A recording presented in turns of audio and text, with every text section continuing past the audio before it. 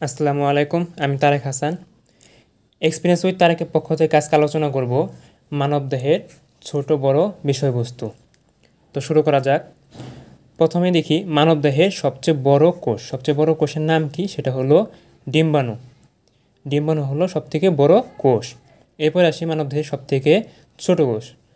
ছোট কোষের নাম কি? ছোট কোষের নাম হলো শুক্রাণু বা স্পার্মাটোজোন। অনেকে প্লাটিলেটকে বলে থাকে, কিন্তু প্লাটিলেট কোনো ছোট কোষ নয়, কেননা ওটা কোনো কোষই নয়।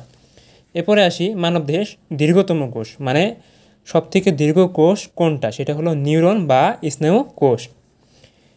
এরপর আসি দেহের বৃহত্তম হাড় কোন বোনসটা সবথেকে বড়? সেটা হলো ফিমার।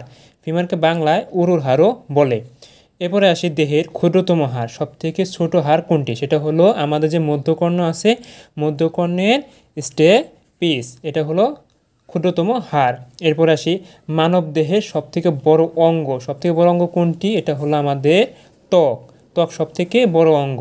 এরপরে আসি মানব দেহের সবথেকে বড় গ্রন্থি কোনটি? মানব দেহের সবথেকে বড় গ্রন্থি হলো যকৃৎ। এরপরে আসি মানব দেহের সবথেকে বড় লসিকা গ্রন্থি, এটা কি? এটা হলো প্লীহা।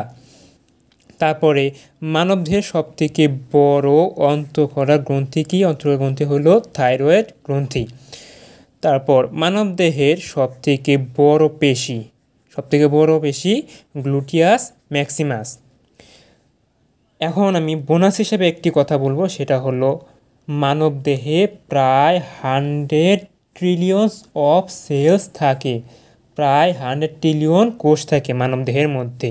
তো এই ছিল আজকে ক্লাসটি ভালো লেগে থাকলে পাশেই থাকবেন। ধন্যবাদ সবাইকে। আসসালামু আলাইকুম।